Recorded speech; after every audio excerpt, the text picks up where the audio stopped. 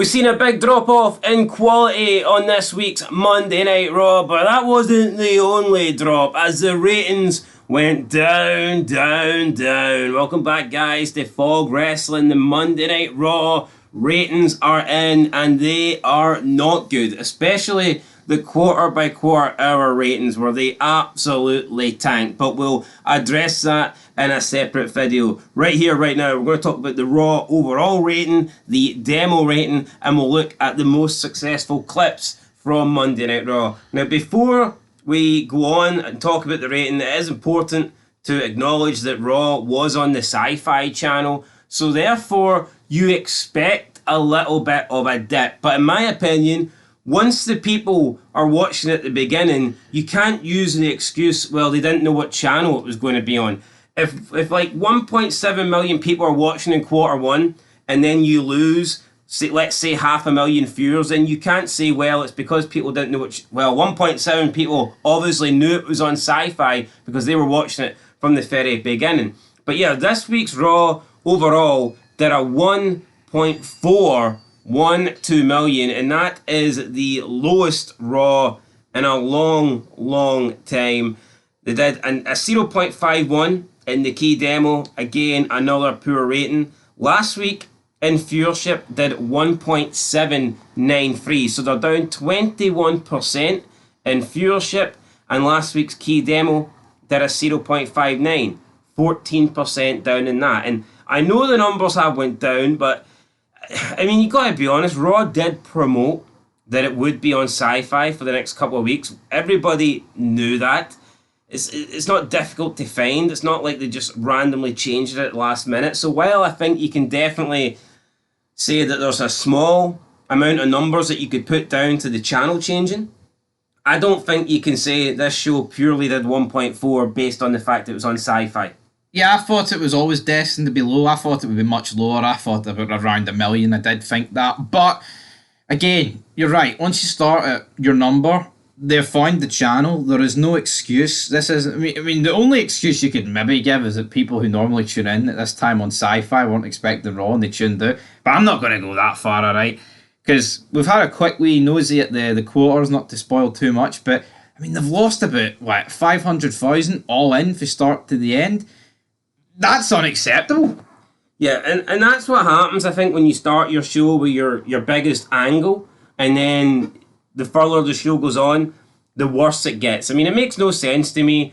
They should have had CM Punk and Drew McIntyre and Seth Rollins. They should have had all of these three guys in individual segments throughout the night. You want to show people arriving, why not show these three arriving? You want to have a backstage interview, why not have it with these three? There's no reason why they could not have did interviews backstage in the build-up throughout the night and then you put this segment in the main event. I mean, that's what I would do, but for some reason, it's one and done. Send them out at the very beginning and then we don't see them again. And people have probably caught on that that's how WWE is booked now.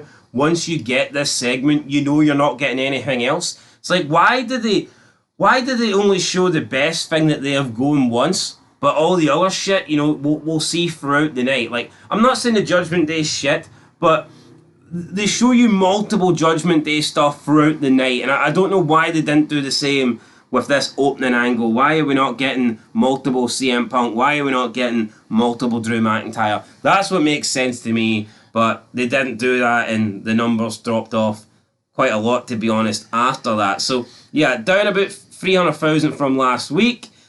In the overall, over the past 4 weeks, again, it's probably down almost 300,000 as well. We will, though, get into the numbers. So, in first place, we have Liv Morgan destroying the Judgment Day's property with 1.3 million views. And I said that, I made a video, I believe, last week, and I said that right now, I believe the title was, is Liv Morgan a bigger draw than CM Punk with a question mark? So first of all, I wasn't saying she's a bigger draw. And in the video, I clearly said, look, overall, no one would possibly say that Liv Morgan is a bigger draw than CM Punk. However, right now, she is drawing bigger numbers with CM Punk. And that, to me, is true. You cannot argue that.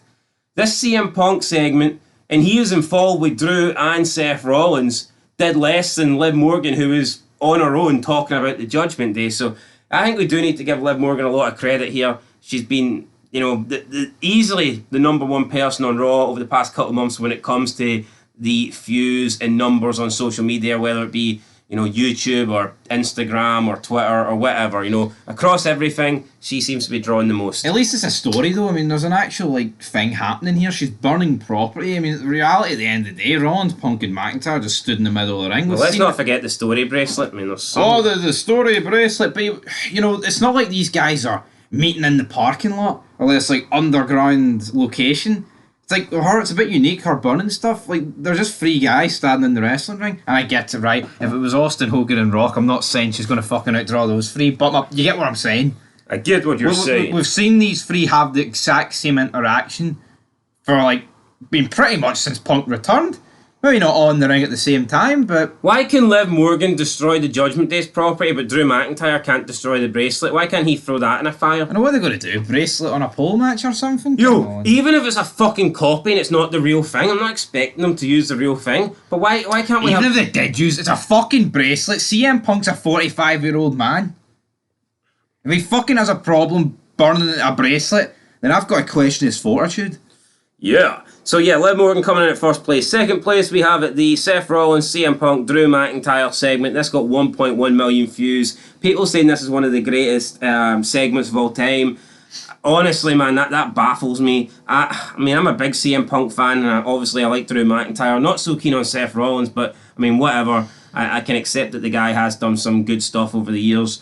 I was disappointed by this segment. It wasn't bad, but I just expect it better. I think when you put these three, it's 2024, right? Let's be honest. As a trio of people that you can have in a promo, it's hard to get a better trio than this.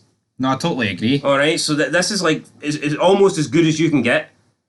And for me, it was okay, but it didn't steal the show for me. It didn't blow me away. It didn't get me going, oh, I want to go and rewatch that. Yeah, but the problem is, if it did steal the show, that doesn't mean it's all-timer.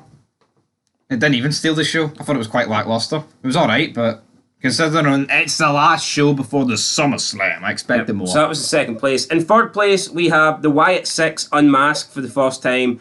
This got 766,000 views. Look, that's a decent number. I'm not denying that. But now that they've unmasked, they can't pull that number again, not by doing this. If they unmask next week again, they ain't going to get the same amount of views because this is a one-time deal. You can only unmask once. And I think that we will see the Wyatt 6 begin to totally drop off in numbers. Let's be honest, after the first week and a bit, they were beginning to drop off anyway. Yeah. But this was the last mystique thing about it, the mystery. And now that we know it's Eric Rowan, Joe Gacy, and Dexter Lumis. And while I did enjoy a lot of Dexter Lumis' stuff in NXT, the stuff he was doing with Wendy Hartwell, and then he came up and he did some entertaining stuff with The Miz. I mean, let's not pretend that these are three guys that are fucking over. I mean, Joe Gacy, I enjoyed what he done with Harlan, but I mean, this guy spent basically the last 2 years of NXT doing absolutely nothing. And Eric Rowan, no matter what faction he's been in, he's always been the weak link. He's always been the guy that nobody gives a shit about now. We can pretend that's different because Luke Harper and Bray Wyatt are no longer with us, but to me, that would be fake. I would be lying to people saying that Eric Rowan is a big deal because they're no longer here. The fact is, I mean, he wasn't a big deal, and I'm not going to pretend to care about him just because two other guys that he used to share a ring with are no longer with us, sadly. For me, Eric Rowan, he's still a jobber. No, he is still a jobber, and deaths don't really... He is a jobber, it is what it is, man. I don't want to speak ill of the dead, but the other two were way better than him. Way better. Yeah, anyway, let's move on here. Fourth place, we have Sami Zayn and GSO Brawl with Braun Breaker and the Judgment Day. It's got 421,000. Fifth place, 404,000. Maxine Dupree slaps Chad Gable for Diction Alpha Academy. And then, obviously, Chad Gable hit her with a German suplex. That didn't happen, but, whatever. Sixth place, Jey Uso spears the apple out of Carlito's mouth. 273,000 views. I mean, it was a funny spot, I guess, but... Yeah. Seventh place, 179,000 views. Pete Dunne helps Big Bronson Reed beat Sheamus. Nobody cares. And in 8th place, last place, we have 175,000 views. Sonya Deville, Shayna Baszler, and Zoe Stark injure Selena Vega. And by the way, spoiler alert, these three fucking tanked the quarter, and we will show you that later on in the breakdown video. But anyway, Control, Delete, we forgot about Damage Control because they drew in 9,000 viewers, damn it. Yeah, so that actually puts Damage Control in 6th place ahead of Jey Uso spearing Carlito's apple out of his mouth. So there you go, WrestleNomics. Appreciate the numbers, but maybe you need to improve on your statistics. Maybe they just don't like certain people. Maybe they don't like certain people. Anyway, guys, that's it. We'll catch you in the quarter-hour breakdown rating. Liv Morgan, highest draw of the show. And yeah, for me, she has to keep the belt. I think it would be a disaster to put it on Rhea Ripley. But we'll see. It's WWE. I wouldn't be surprised if Rhea Ripley squashes her and wins in 2 minutes. But for me, the right thing is have Dominic Mysterio do the turn. And yep, go forward with that. But we'll see what happens at SummerSlam. Absolutely.